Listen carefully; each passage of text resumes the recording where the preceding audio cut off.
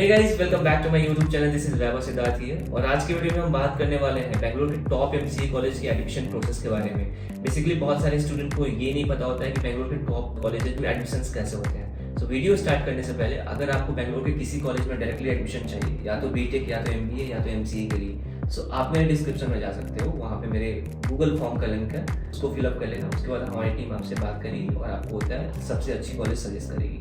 उसके अलावा अगर आप मेरे से होता डायरेक्टली बात करना चाहते हो, किसी भी कॉलेज के इंटरनल्स को जानना चाहते हो, या वो बेंगलुरु का कॉलेज हो या इंडिया का कोई भी कॉलेज हो, तो आप एक्चुअली में मेरे वेबसाइट पे जा सकते हो और मोबाइल काउंसलिंग एनरोल कर सकते हो। सो अब स्टार्ट करते हैं इस वीडियो को। तो बेसिकली हम आज के वीडियो में हम बात करने वाले हैं एमसीए के टॉप कॉलेजेस के एडमिशन प्रोसेस के बारे में।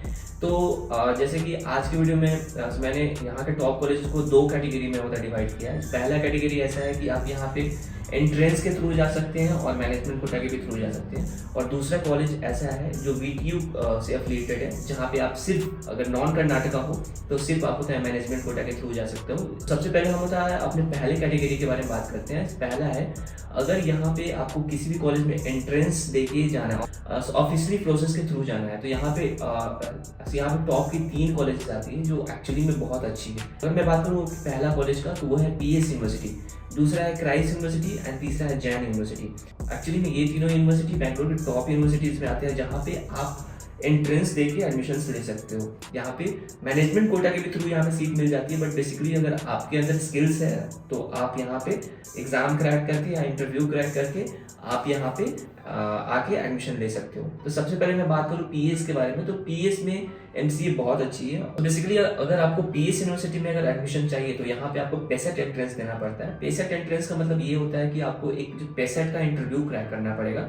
बेसिकली वो लोग होता है कि कुछ टेक्निकल क्वेश्चंस पूछते हैं और प्रोग्रामिंग टाइप के क्वेश्चंस पूछते हैं। उसके हिसाब से आपका यहाँ पे होता है कि नेम शॉर्टलिस्ट होता है। और ये एक्चुअली में एमसीए के लिए बहुत अच्छी कॉलेज है। बेसिकली मैं इस साल जो पीएस से ग्रेजुएट हो चुका हूँ और ठीक ठाक प्लेसमेंट भी लगेगी। सो बेसिकली मैं आपको होता है पीएस रिकमेंड कर सकता हूँ। अगर आपको होता है एंट्रेंस के थ्रू नहीं होता है तो यहाँ पे मैनेजमेंट कोटा के भी थ्रू जा सकते हो।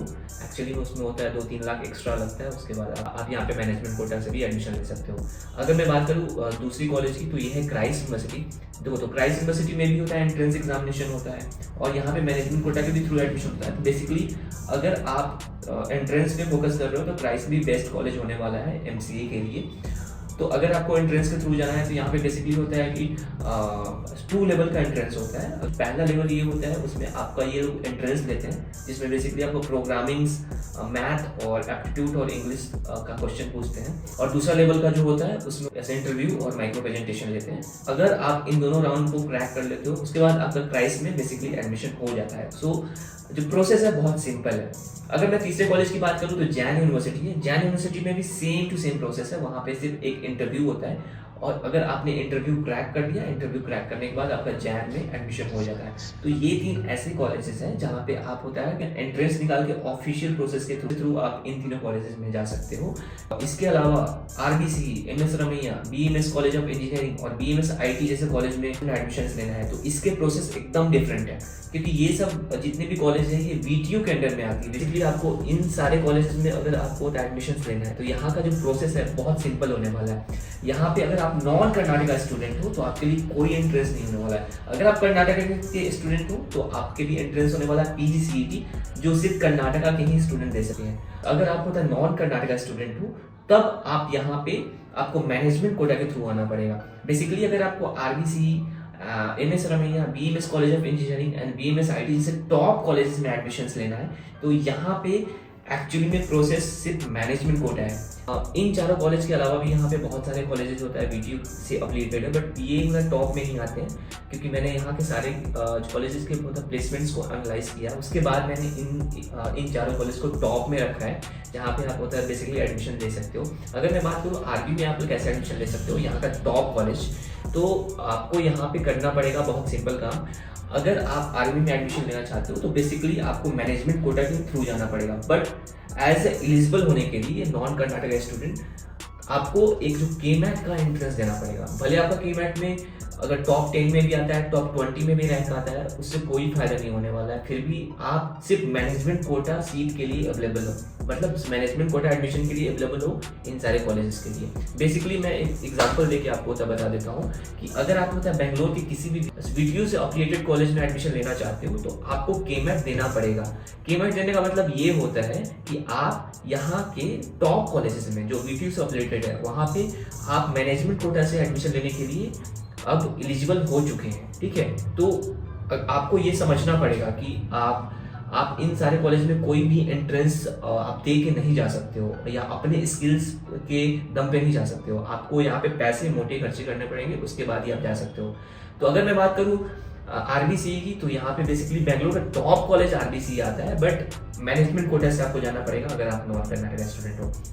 इसके अलावा जो भी कॉलेजेस है जो होता है वीटीयू से अफिलिएटेड है, तो इन सारे कॉलेज में अगर आपको एडमिशन लेना है तो बेसिकली आपको केमेट का एग्जाम देना पड़ेगा और उसके बाद आपको होता है अच्छा खासा पैसा खर्च करना पड़ेगा, तो आप इन सारे कॉलेज में एडमिशन ले सकते हो।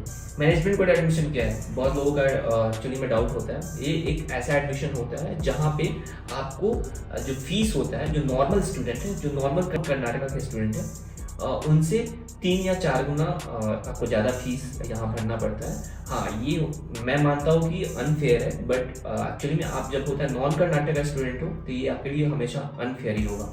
अगर आप कर्नाटक के स्टूडेंट हो तो बेसिकली आपका फीस हमेशा कम रहेगा।